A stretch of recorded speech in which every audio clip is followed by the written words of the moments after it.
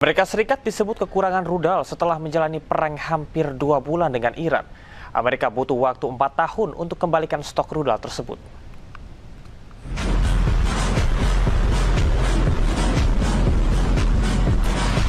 Perang melawan Iran, Amerika Serikat disebut kehabisan rudal.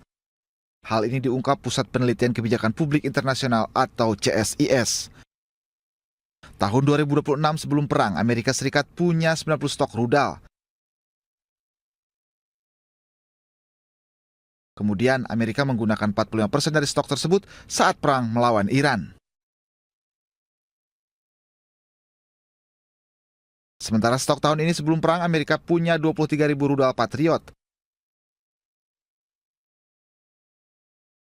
Amerika menggunakan hampir 50% rudal Patriot untuk menyerang Iran. Sementara sistem pertahanan rudal balistik, AS memiliki 360.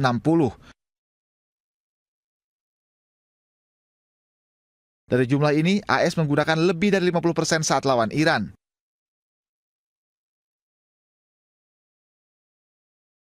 Untuk mengembalikan stok ke semula, Amerika membutuhkan waktu hingga 4 tahun.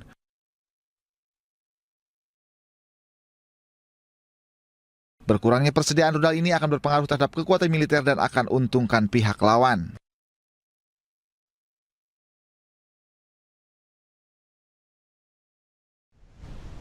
Konflik di Selat Hormuz masih terus terjadi.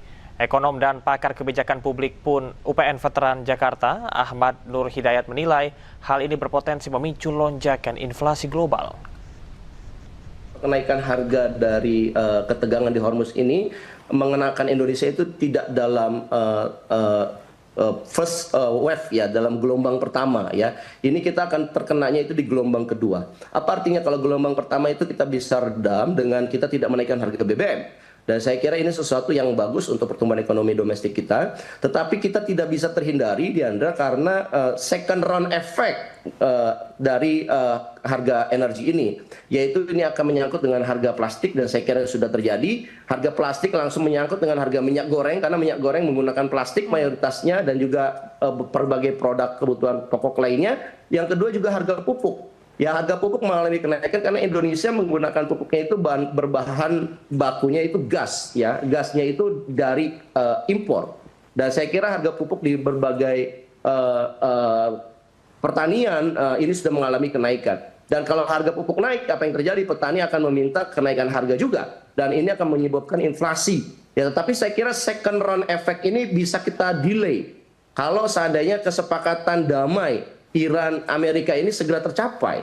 Kalau seandainya ini tertunda-tunda lagi, ya gagal lagi, ya kemudian tidak ada masing-masing negara mengancam ulang ya dari meja perundingan, ini akan menyebabkan second round effect kepada inflasi kita akan tercapai, akan terjadi. Dan kalau ini terjadi, saya kira dampaknya buat ekonomi domestik akan semakin berat, daya beli masyarakat akan semakin mengecil, dan orang ya akan banyak mengeluh nanti persoalan ekonomi.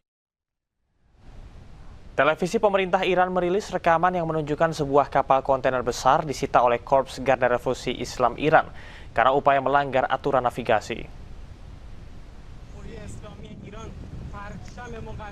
Rekaman video memperlihatkan kapal-kapal bermuatan kontainer yang beroperasi di bawah naungan Mediterranean Shipping Company terdampar di laut. Tangga dari lokasi rekaman tersebut tidak dapat diverifikasi pada saat publikasi.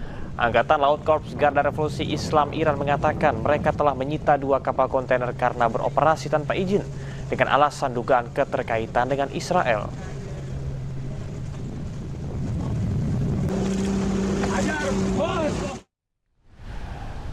Di bawah kendali pasukan Garda Revolusi Iran, sejumlah kapal masih terjebak di Selat Hormuz.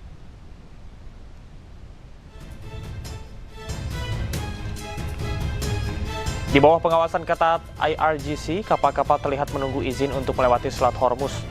Hingga saat ini Selat Hormuz tetap berada di bawah kendali ketat Angkatan Laut Korps Garda Revolusi Islam. Kapal militer dan kapal milik negara-negara yang memusuhi Iran tidak diizinkan melewati selat tersebut. Namun kapal kargo lainnya dapat melintas melalui Selat Hormuz setelah menerima izin dari Angkatan Laut IRGC.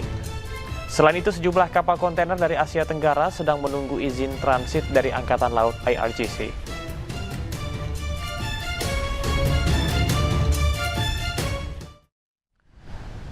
Sejumlah besar kapal terdampar di Teluk Panama karena penutupan Selat Hormuz di tengah konflik Timur Tengah.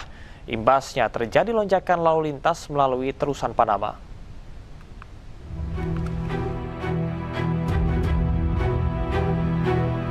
Sejumlah besar kapal terdampar di Teluk Panama karena penutupan Selat Hormuz di tengah konflik Timur Tengah. Kapal dagang, kapal pesiar, perahu layar, dan kapal sipil lainnya menunggu untuk melintas di Teluk Panama.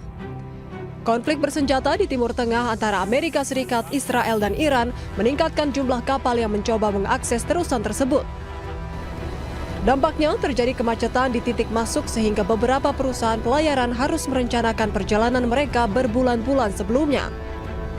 Otoritas kanal telah merespons dengan menawarkan slot transit menit terakhir melalui lelang yang harganya juga naik karena tingginya permintaan sehingga menciptakan model bisnis baru. Lo que hay que entender es que en estos momentos están dos elementos trabajando. El primer elemento es la logística, tratando de llevar la carga hacia donde se necesita. El segundo elemento es que el canal de Panamá, por ser una distancia, tiene un factor geográfico. Otoritas Terusan Panama menyatakan peningkatan 5% dalam jumlah transit dan tonase pada paruh pertama tahun fiskal 2026 mencapai 6.288 transit dan 254 juta ton. Di tengah gencatan senjata, Israel terus membombardir Lebanon. Mirisnya, tentara Zionis Israel menyasar bangunan sipil, bukan militer. Serangan rudal Israel terus menghujani Lebanon, khususnya Lebanon Selatan. Kali ini Israel menyasar sebuah restoran terkenal di Lebanon bernama Al-Shmina yang berada di kota Nakura. Serangan ke Lebanon terus dilakukan Israel di tengah gencatan senjata yang telah disepakati. Padahal pada 24 April 2026, Presiden Amerika Serikat Donald Trump mengumumkan perpanjangan gencatan senjata selama 3 minggu.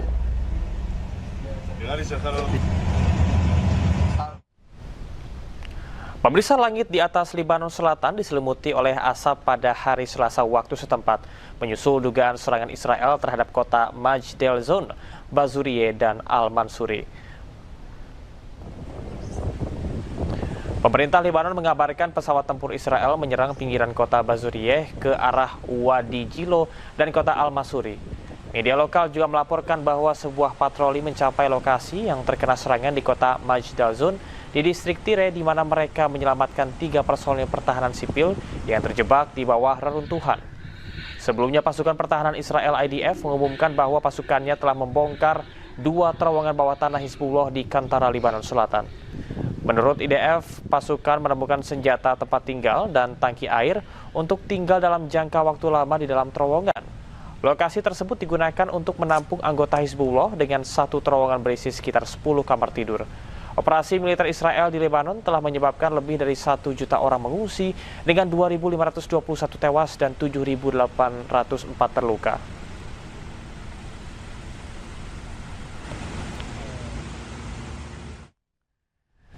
Seakan tak tahu malu, pasukan Zionis Israel kembali merebut kota dan pemukiman warga Palestina. Ironisnya, mereka menggunakan panser dan senjata untuk mengusir warga Palestina dari rumahnya. Pasukan Zionis Israel kembali menduduki kota Kabatia, tepi barat Palestina. Mereka masuk dalam kota mengendarai panser-panser bersenjata lengkap. Tentara Zionis berulang kali mengambil paksa tempat tinggal warga Palestina.